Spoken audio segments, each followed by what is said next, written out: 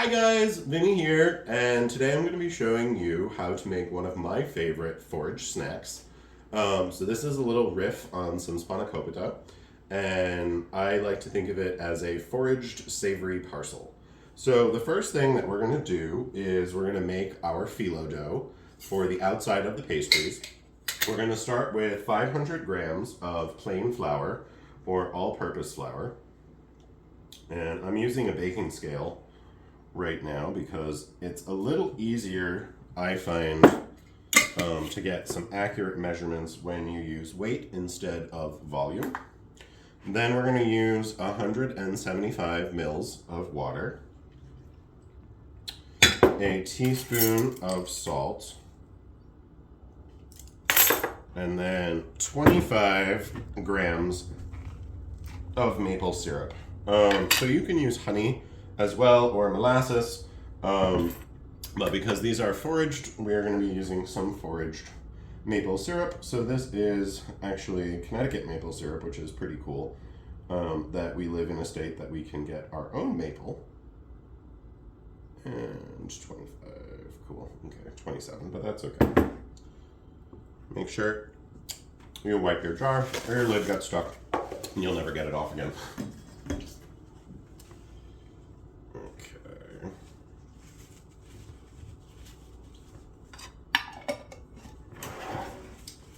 So now we're going to take the bowl off of the scale because you never want to put any pressure on top of the scale if you can help it.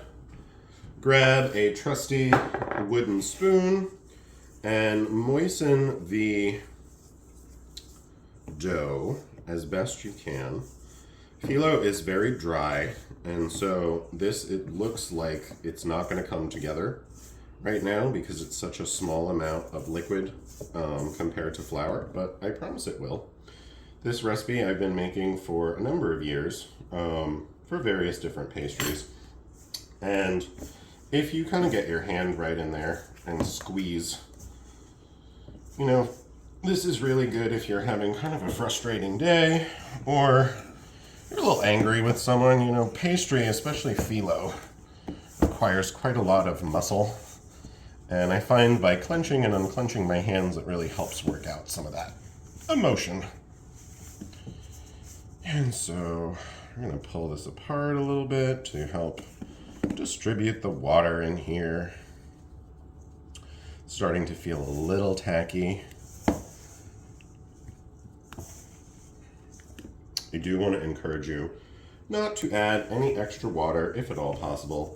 Sometimes you might need to add an extra 5 or 10 mils, depending on how humid it is and what you're storing your flour in, because flour will absorb moisture, and that can sometimes throw things off a little bit.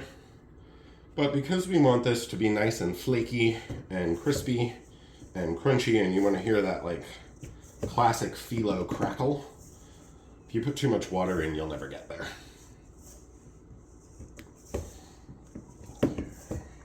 And we're still going. Another nice thing about making your own pastry is you don't have to feel quite so guilty about all the calories because you're doing all this work yourself.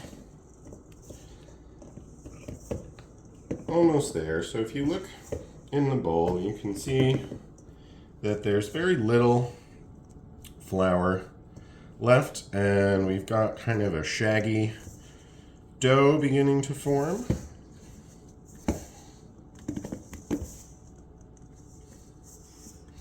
And so now we are just pressing it all together.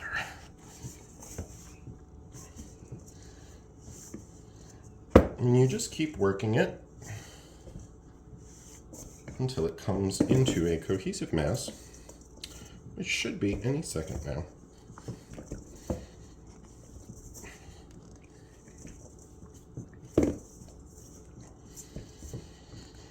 Very little crumbs left at the bottom of the bowl.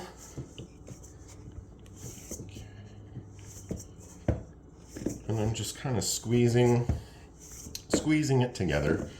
As the gluten develops in the flour, it'll help this stay as well.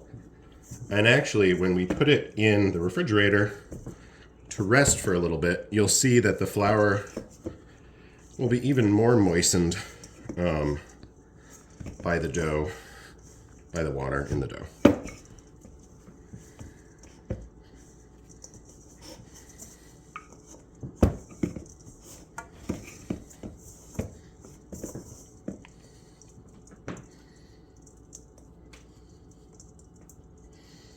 Okay, we're going to put in just a little water, just to help that last little bit stick.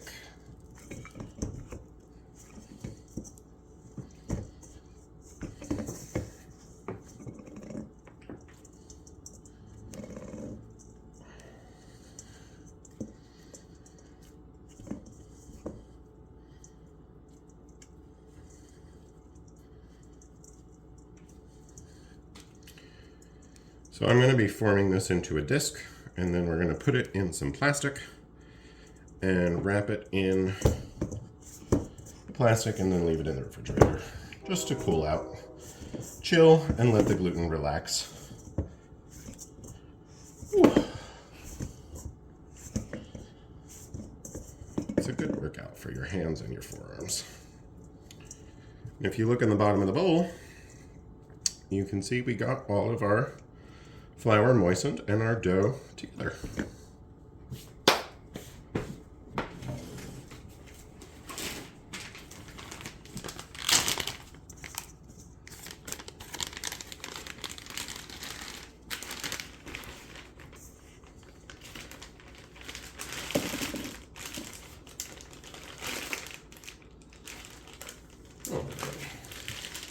Now this goes to rest in the fridge for 30 minutes. Cut. All right, so now we're going to be cleaning our medley of wild greens. So we have some bitter swine cress in here. We have some garlic mustard and some ale hoof. And I picked these yesterday, and I tried my best to keep the leaves and the grass out of them. But you know, sometimes you miss a few things, and so we're just going to check and make sure that there's none left in here, especially any big oak leaves, because those will be really bitter. Okay, so this looks more or less good to me, and we're going to give it a rough chop.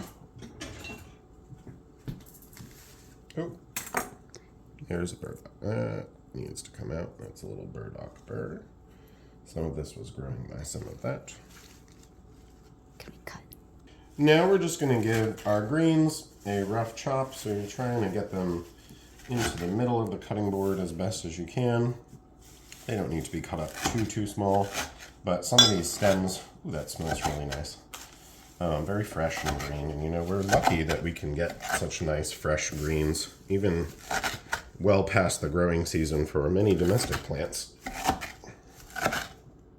Let's pull that out and that.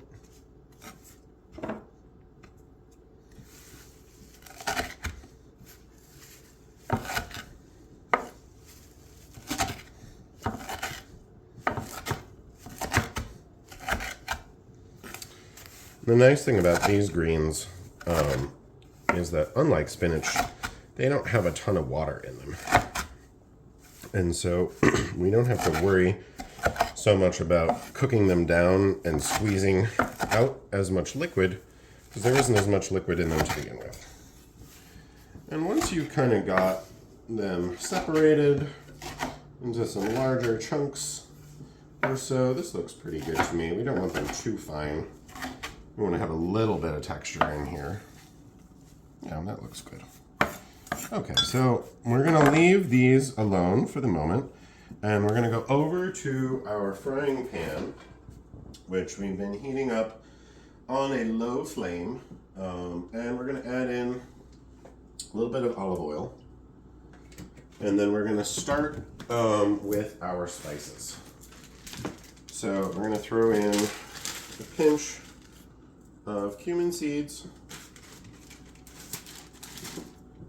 and a little bit of coriander seed,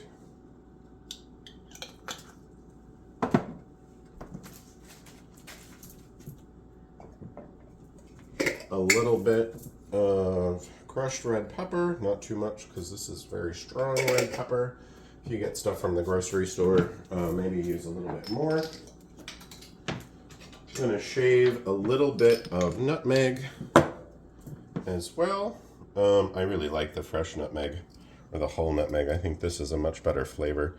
And actually, the nutmeg itself is really pretty. I don't know if you've ever actually bothered to look at the inside of a nutmeg seed. But if you look at that, it's got this really cool, like, veiny pattern to it. It looks like it's got hit, like, by lightning or something.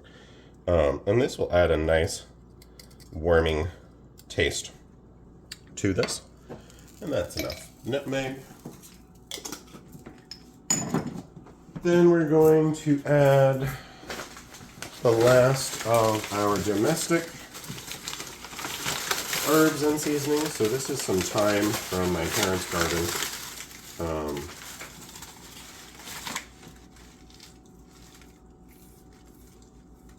Try and avoid getting the stems in there because they're a little tough and woody, and they're not really going to break down.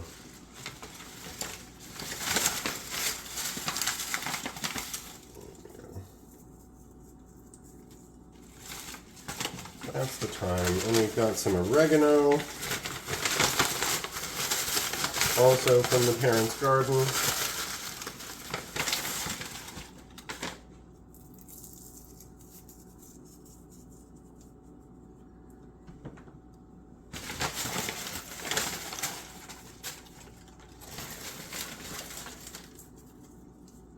Oregano.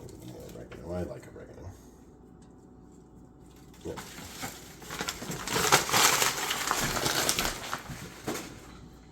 Next, some staghorn sumac that I foraged last year. I'll take a pinch of that and throw that in there. This is some dried sweet fern, which is another foraged herb. Sweet fern is one of my favorite herbs. I think it has such a lovely flavor, and it doesn't really taste like anything I've ever had before. And I don't know too many people that cook with it.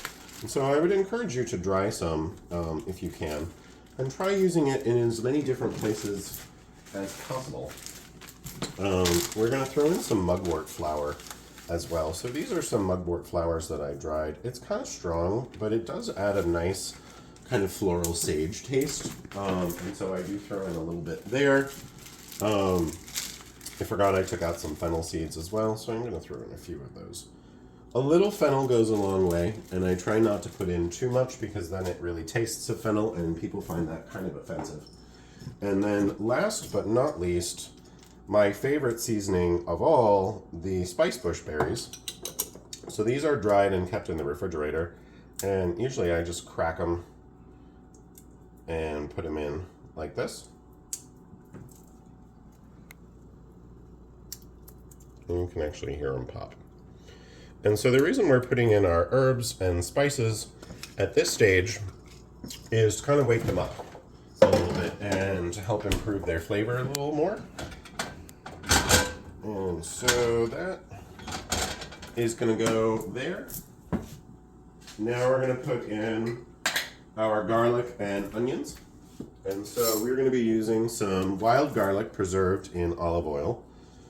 So this I picked back in the spring and preserved in the olive oil, and we're going to throw that right in there. I don't have to buy garlic anymore, and I think that's really cool that I can forage enough garlic for the entire year.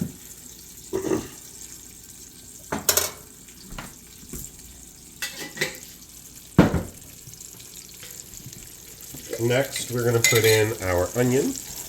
And so the onions are also wild. These are ramp leaves that I fermented. And we're going to take a nice big dollop of those.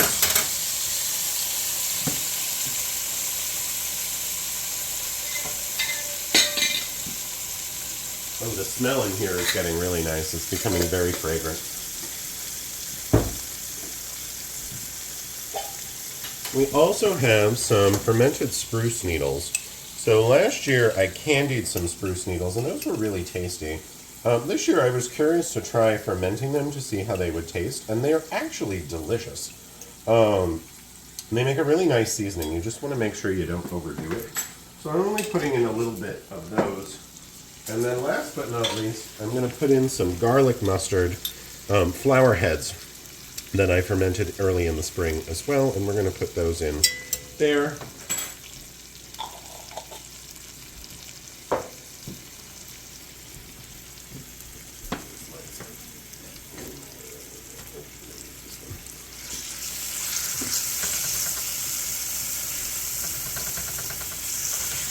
So this is becoming really fragrant and very tasty smelling right now. I'm going to turn the heat way down because we're going to put in our mushrooms next, but I forgot to chop them.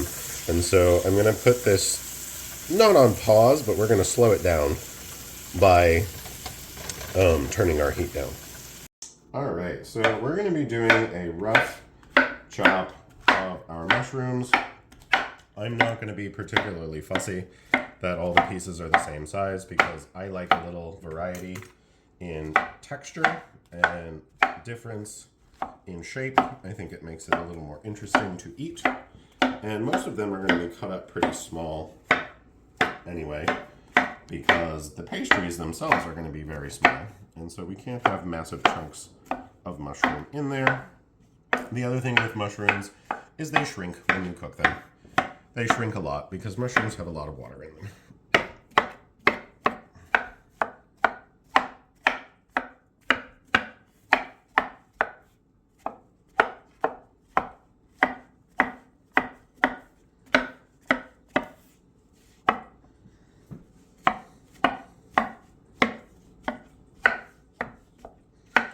I like to use the stem as well. I know a lot of people don't use the stems of the mushrooms, but I think that's very wasteful. And especially since they're being chopped up and cooked quite a bit, the stem is not going to be tough at all.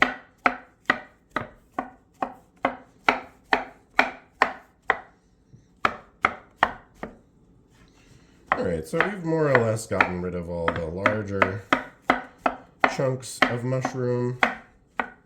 And then we are going to put them in the pan. So we're going to heat this up just a little more. And then we're going to bring this over.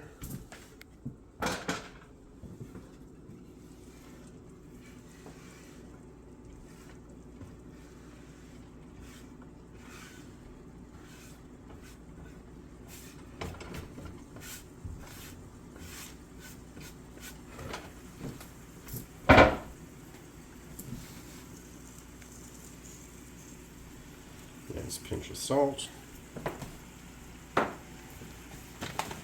And a little black pepper.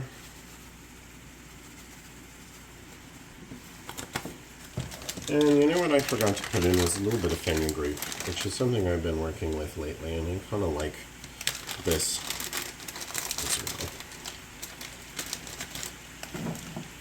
Okay.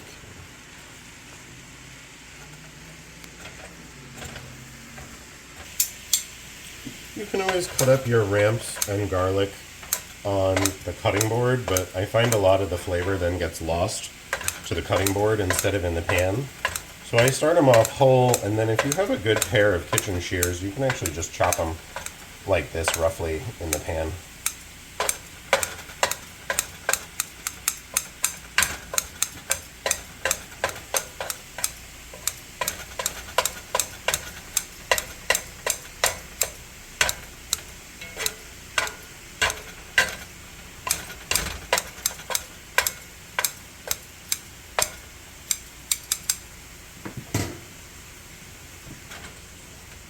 So these are going to take a few minutes to cook down, so we're going to do that, and then when they're done, we will add in our wild vegetables.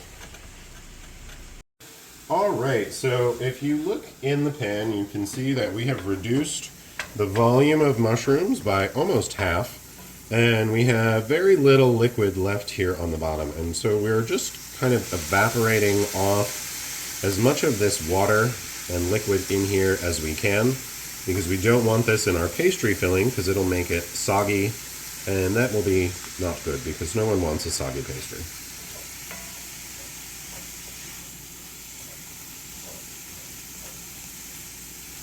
And we're going to turn up the heat just a little more, and we're going to throw in our wild greens. Now these are going to reduce down as well. I'm going to put in a pinch of salt. Remember to season as you go. It makes it a lot easier than trying to do it all at the end. And also some more black pepper.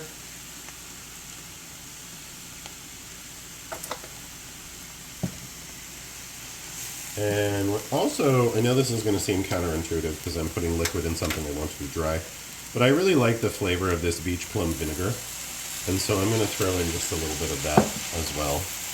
And that was foraged last year, actually, and I used the scraps of the beach plums to make the vinegar.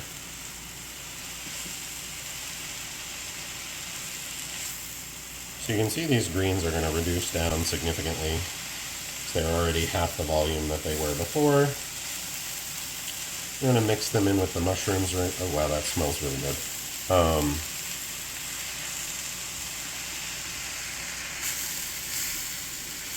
This is just about done. You can see the bottom of the pan is almost dry. And the greens have reduced significantly, and so have the mushrooms. And now we're going to shut off the heat. We're going to leave it on the heat, even though it's off, to allow it to dry out just a little more, because there's still a lot of steam coming off the top of this. And we are going to squeeze these just a little bit before we mix in our cheese, because we want to make sure we get as much water out as possible. And so I'm going to keep stirring this until I stop hearing the sizzle on the bottom of the pan. Alright, so our phyllo has rested and we've taken it out of the refrigerator, and it's still just a smidge too dry and not sticking together. So what I'm doing is I am letting the water in the sink run, so I have a little bit of fresh water that I can get on my hands, and that way we're adding very little water to this at once, and we're just adding enough to make it a little soft and pliable, which we are just about there.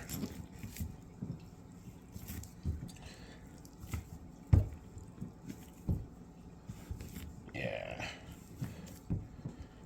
So it should be kind of like a hard dough, but that doesn't crack when you press on it like I'm doing, or you knead it like I'm doing.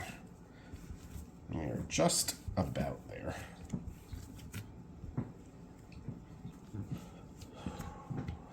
This one is a real workout because it's so tough.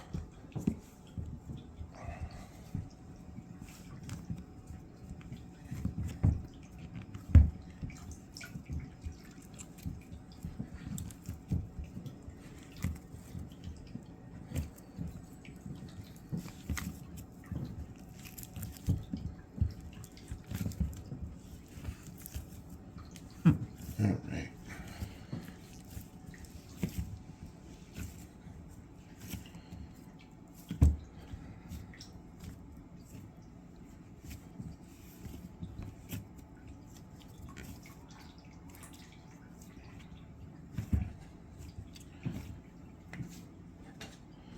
So now we're going to divide it in 4 because it makes it easier to work with.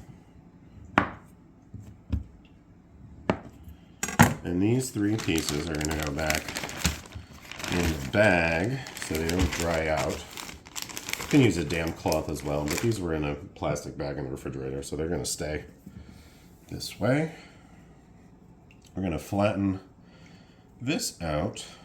Now we can't do the entirety of this right now because we still have to finish mixing the filling, and we have to see if that's cool enough because we want that to be nice and cold before we put it in the pastry, or they're just going to melt.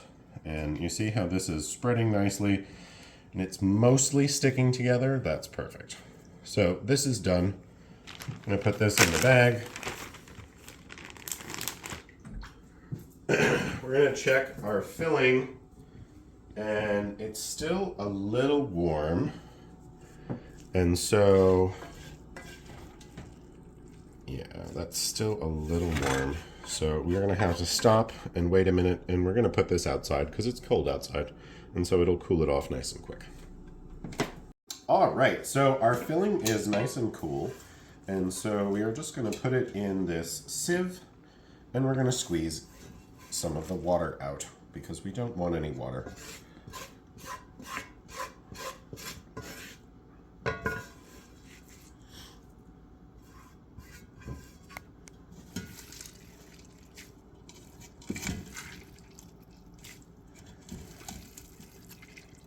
So we actually did a pretty good job. Like, this isn't terribly wet. It's still nice and moist, but you know, if you look at the bottom in there, there's not a whole lot of liquid coming out of this, which is good.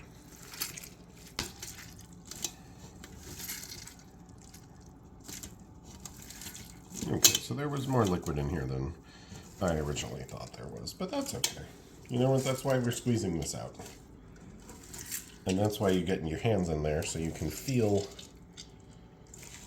what's happening. Okay, so that's good. We don't want it too dry. But if you can reduce it by half again, you know, that will be enough.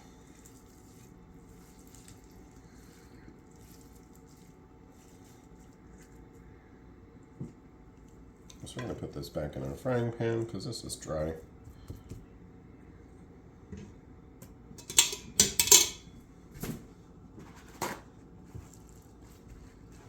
Just pat the top of this dry with a paper towel.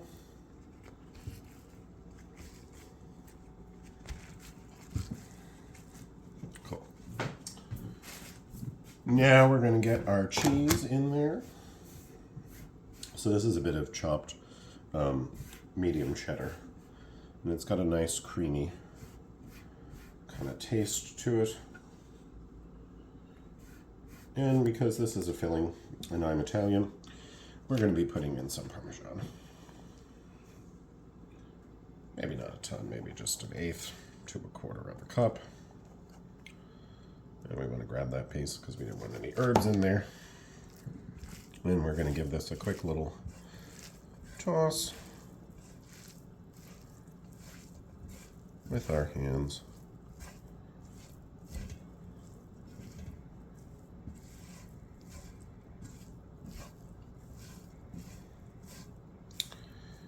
Now, I'm going to taste it now before I put the egg in because I am allergic to raw egg whites, and the egg will not change the flavor too much, especially since I'm only going to add 1 or 2.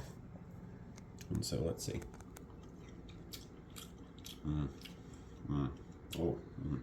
That's very nice. I really got, wow, like it's a beautiful, meaty, spiced. Wow, that's really good. That's really good. You guys should come to this class and try this because this is really good. Anyway, back to cooking.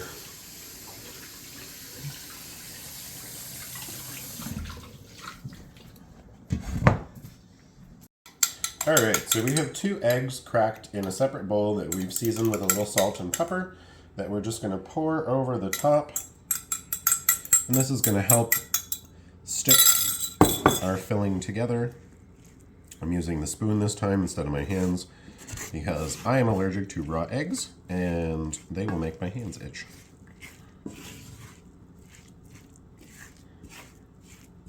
Okay. So now that we're all happy and mixed together, we are going to start rolling out our pastry. So phyllo is something I really enjoy working with because it requires you to kind of calm down and take a minute because it's a little fiddly to work with, but if you have a pasta machine like I do, which isn't screwed down tight enough,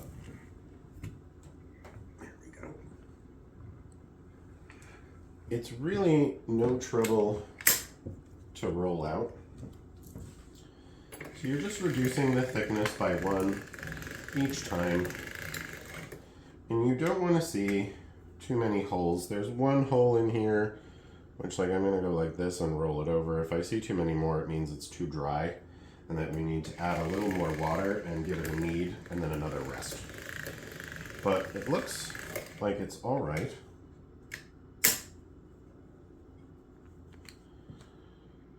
And we're just gonna keep stretching this out, making it longer.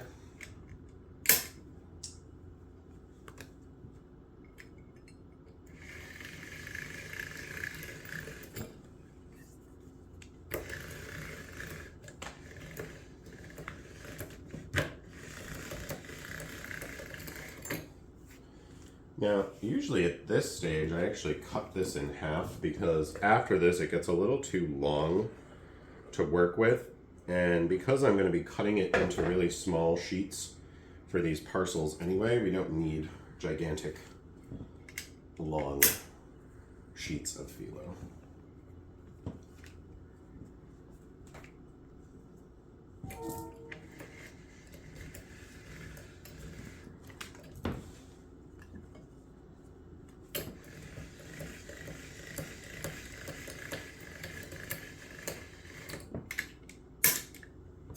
Okay, so that's the last setting on our pasta machine for thinness.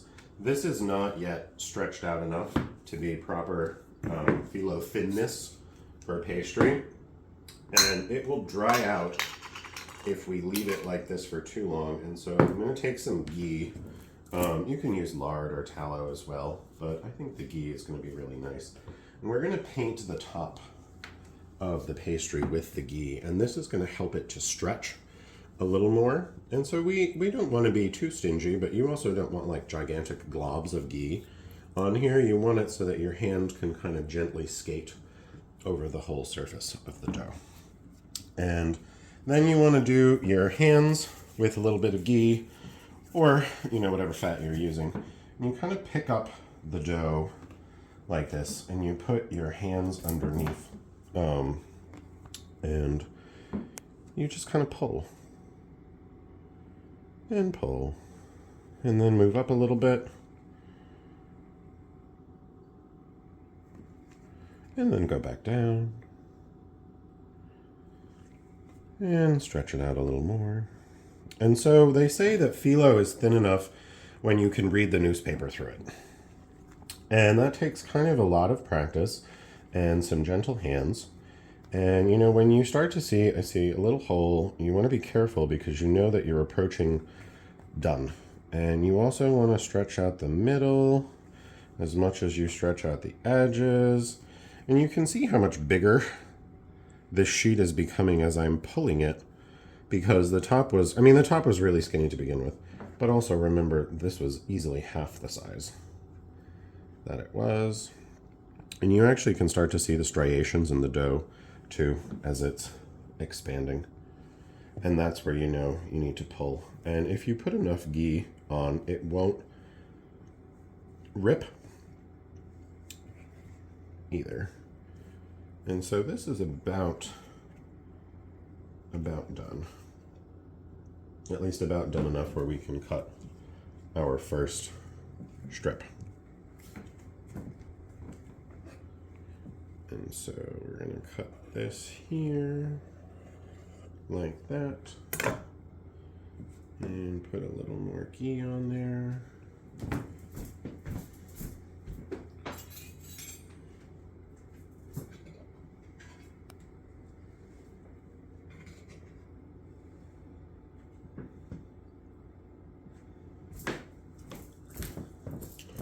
Take a small-ish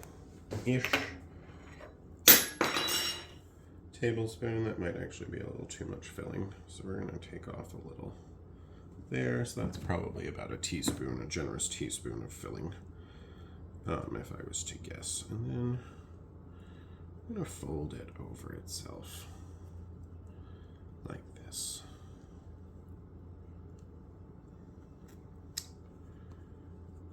And there you go.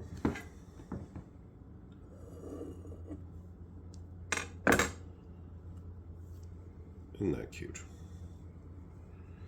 And then we will put these on a baking sheet lined with parchment paper, and we'll bake them off. And so now I'm going to make some more. All right, so as you can see, we are finally done making our little pastries. And right now we are just going to brush the tops with a little bit of ghee, and that will make them nice and brown in the oven. So you don't need a ton because there isn't a ton of pastry. Remember, it's nice and thin here. And so we're just going to keep going a little bit on each one. And I might finish them with just a little bit of salt as well.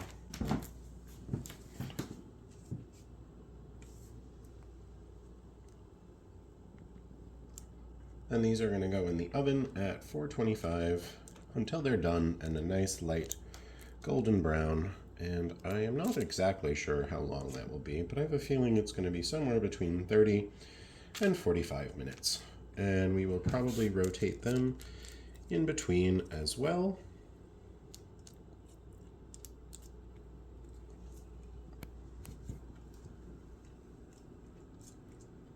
Cool.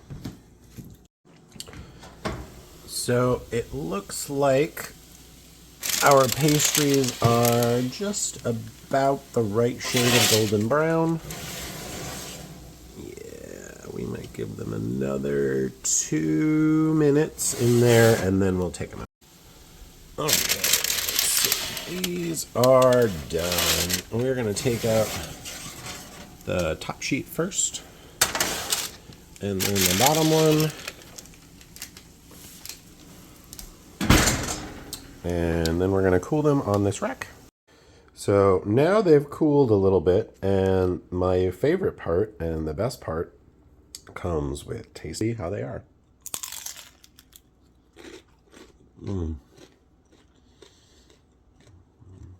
Wow. Wow. Oh, they're perfect. So warm and crunchy and savory, and just look at all that beautiful, delicious goodness inside there.